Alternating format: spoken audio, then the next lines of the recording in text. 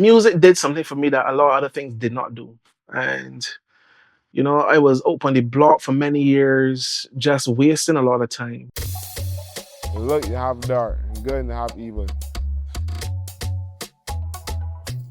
Because there's a different generation, there's a different kind of stereotype generation. I saw a lot of things at, I would say, trauma. In the heat of the moment, the adrenaline, I had so much things, I had so much to lose at that time. Time to change, man. Time to turn around. Time to turn around.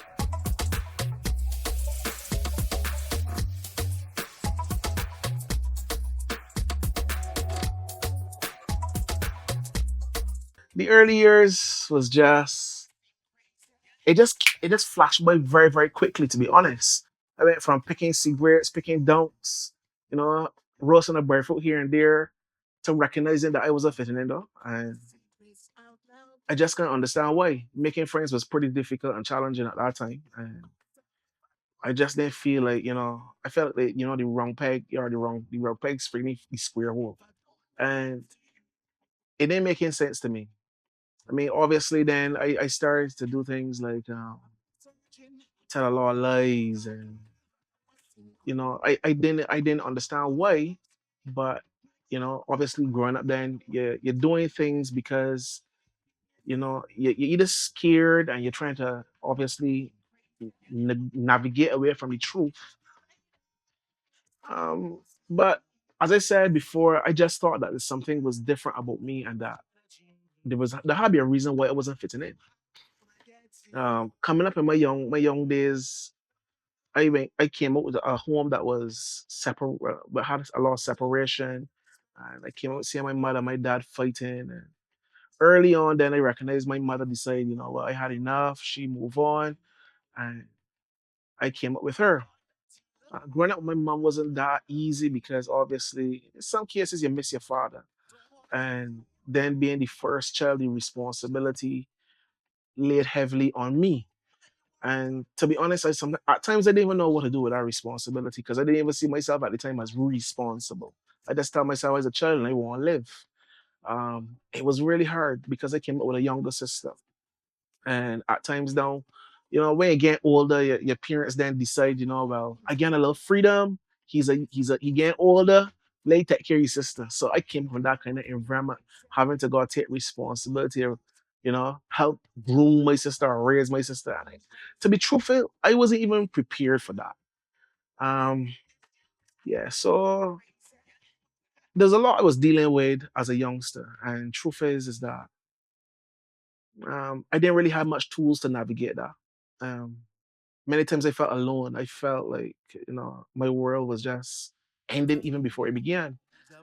I, my life was segregated too because my mother was trying to get custody of me, my father, back and forth custody between parents. And I kind of almost lost my way in that because it's like other children outside running about. I gotta be standing in the house because my mother obviously afraid that my father ain't come and take me up. And I come up in that kind of situation where I did not know what to do, I didn't know who to turn to. When I was going to school, at that time I was at Dayton Griffin Secondary School. Um, Teachers didn't even know how to help me sometimes because I would come to school, portray one behavior at school, back home as another behavior, and that kind of thing kept happening for years. There was one teacher at Dayton named Kurt Calendar. This man was instrumental in already pulling me aside and saying, Jamal, what's going on? And he took a lot of time to, really invest in me and try to determine, look, this young man got potential. He actually saw that. This young man got potential, but we still ain't understanding this behavior. It ain't really matching up. So, this man took me from being, I don't even know, a Z student, and I became a B student. Having said that, I was able then to recover from some of my behaviors. And then I was able to get like 4 CXCs, 5 CXCs, by the time I was leaving secondary school.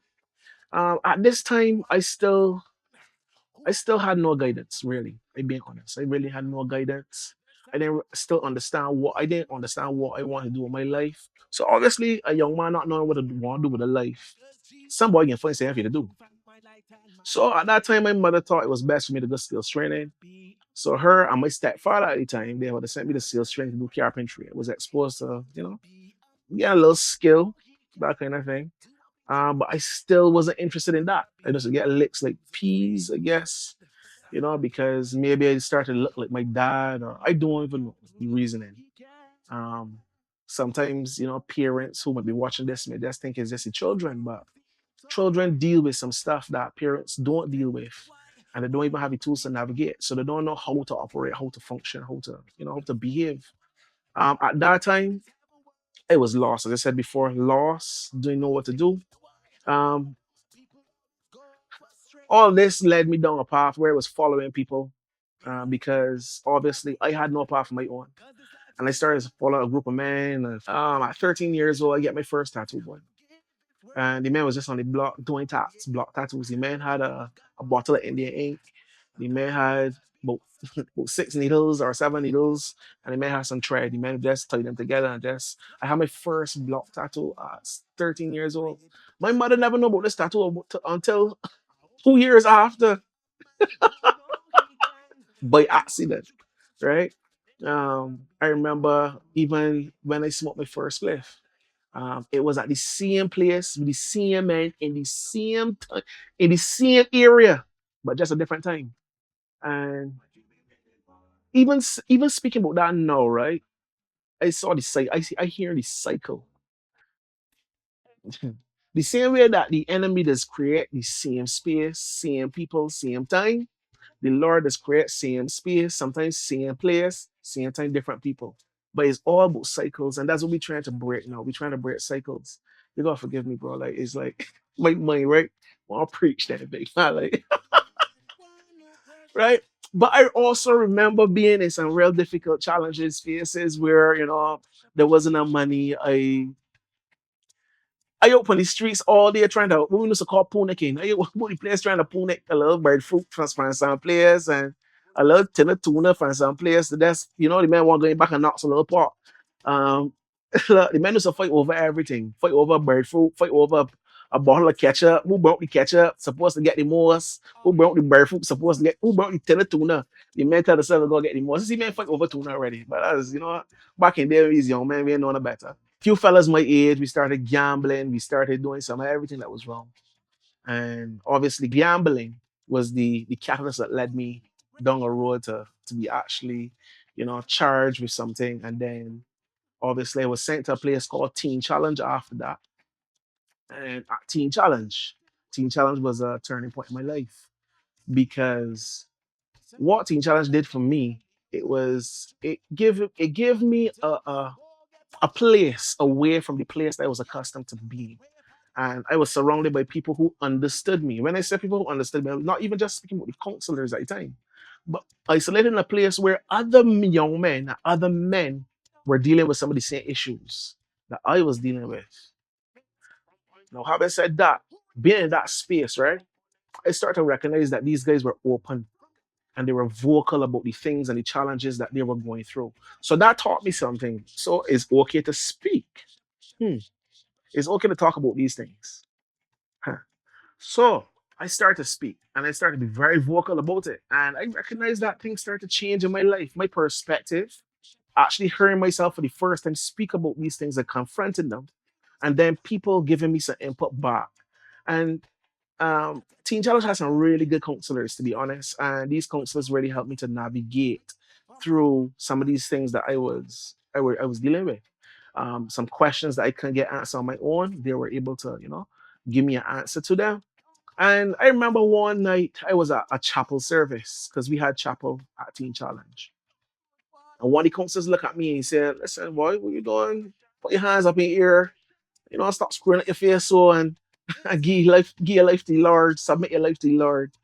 So, in your mind, you would think that some boy want to lead you to the Lord, then come to you and tell you, man, oh boy, turn away your life.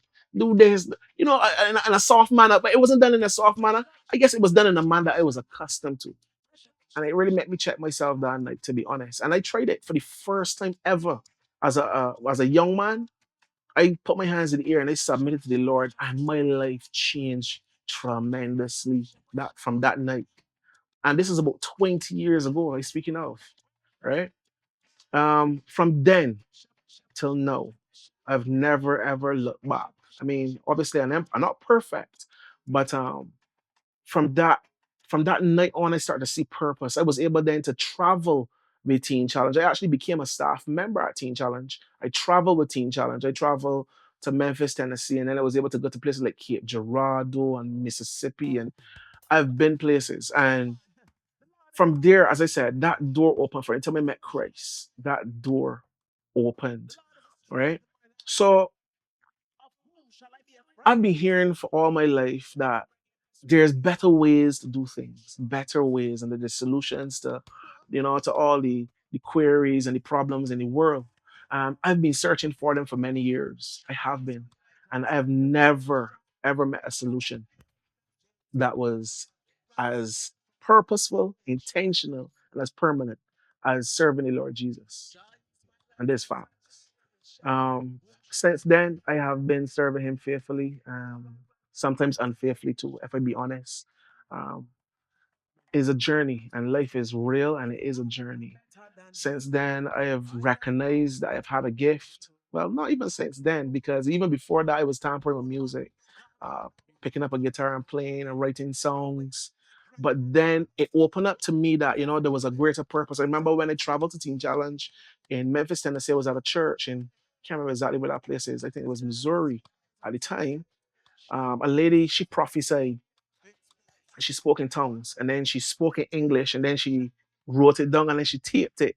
She was so intentional, so I would just get there. She said she saw me in this big white house, and she prophesied. She said that she see me singing to millions and thousands and millions all over the world, and she was very, very adamant that, you know what, I need to seek out this purpose in music.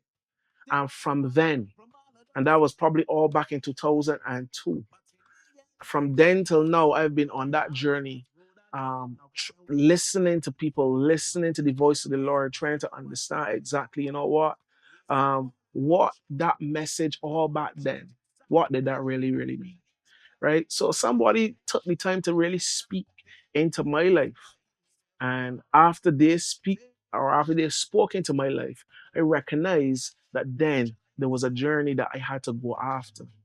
Going after that journey, I would say 20 something years after, I started to recognize and discover, listen, there was really something to this.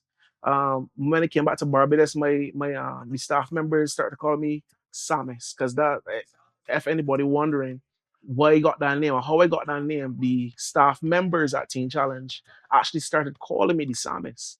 And from then, that name just stuck. They used to call me something back in my day. I won't share that on air. But what I would say is just that is Psalmist is far way better than what they used to call me before, right? And the Lord has a way of changing the script for you, man. Back then, I didn't think I had any purpose. I felt like I was alone. I cried many days, because no one understood me at the time. No one took the time to understand me. No one really shared that burden. There were very few people who were that the Lord used. And sometimes, don't get tired. Sometimes when the Lord sending people to your rescue, it don't be 100 people. Sometimes it be just one or two. And sometimes it's be that one or two that is be very, very instrumental. God will be using it instrumentally, because He don't want the crowd to go and take any credit for what He's about to do. Sometimes it's be very simple, but the simplicity of it does bring a long lasting change. This is something that I have experienced in my life. So the Lord has used some ones and twos, but the ones and twos have been very instrumental in taking me up the next step in that ladder. Having said that, I will say this. Today, I have written, produced over 6 personal albums. I have been working internationally with several artists. Um, if I should name a few, Rise On. Um, some people know The Warrior. I've worked with Nisha Woods. I've worked with Gauzy. I've worked with almost everybody. I've worked with Peach Blast. I've worked with some of everybody. In Barbados, outside of Barbados, I've been working consistently doing production and also even vocal arranging, mixing, mastering, etc., etc. The Lord has done that, um, through some one people and some two people. I never went to school to learn it. A lot of people ask me when they come to the studio, bro, like, how do you hear these things? Honestly, I believe that here in the studio, production wise, is a download from something that the Lord wants me to put in the earth, right? And that's important because my prayer is that His kingdom come and His will be done on this earth as it is in heaven. So everything I do, I am purposeful and intentionally knowing that there is a heaven back in and there's a response that the Lord is waiting for in the earth. Because we must do something here for heaven to respond. And for me, that's in voice. I believe that everything that is done on earth is supposed to be voice activated, and that there's angels deployed and just waiting for us to speak and to utter. So even last night, I was having a conversation. I was saying, look, well, Barbados got an anthem. Hmm. America got an anthem. And everybody's respect this anthem. Everybody get attention or salute, whatever the case may be. I would love to be able to write the anthem of heaven, that His kingdom be represented here the way it's supposed to be represented on earth. This language don't really just come out of me. This language comes from a place where I know that the Lord wants me here to do His work. And you know, every day that's what we do at Future Records. Future Records Barbados is the name of our company now. Well, my company now. And I work with a beautiful team, a team of musicians here in Barbados, and a team also from over in America. Some multi Grammy winners as well. They come together, we come together, and we try to make music that resounds and make music that is different. So if you do come to Future Records Barbados, now you would have a taste of all, the taste of the Caribbean and taste of America as well. You know, sometimes we got spaces and we think they're safe and they're not always so safe. That's a challenge. The challenge is that places like Teen Challenge that could really help people shut down. And doing a lot of mobilization. I don't even know who here is really equipped to really give help to some. I think that's the sadness in my heart is that, because I don't think that there's enough people, who really cater to that, and really creating a safe space for some of these young people to function in. My hope is that there are more safe spaces that young people can feel comfortable going sit down in and have a real conversation, especially our young men. Our young men suffering because really and truly they're in a real uh, proper father figures to really look up to. And it's sad to say that all the men want to be warriors and nobody wants to be a family man. That's a challenge. That's a challenge. I think that identity, we many identity, we got identity crisis. So where men see themselves more so now as warriors, more so than the man who hunts for their family and family oriented. I want to hear more of that conversation in my land, where men think that is a is my privilege. It's my privilege to do right by a woman, to do right by a family. That's the kind of conversation, that's the kind of talk I want here in my country. I want more resources going towards places like Teen Challenge. I mean, that place was instrumental in really helping me.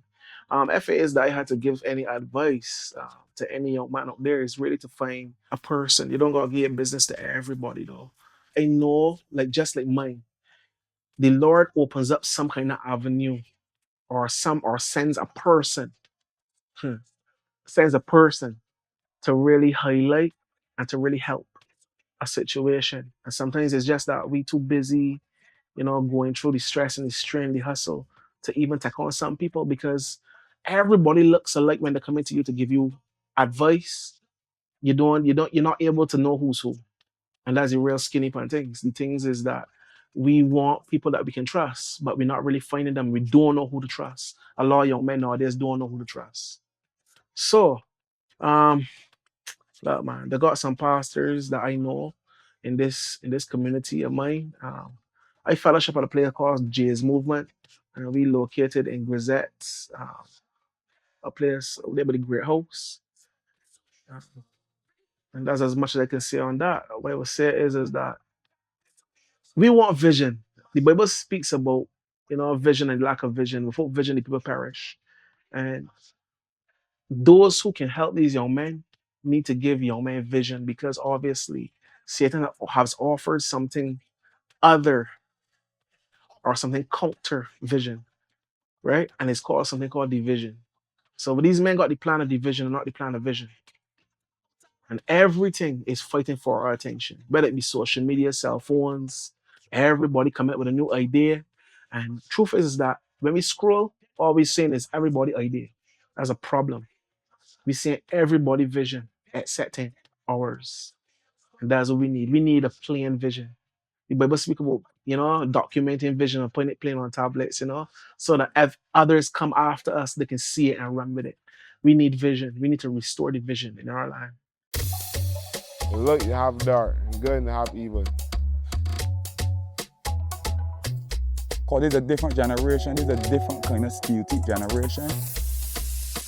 I saw a lot of things at, I would say, trauma. In the heat of the moment, the adrenaline, I had so much things, I had so much to lose at that time. Time to change, man. Time to turn around. Time to turn around.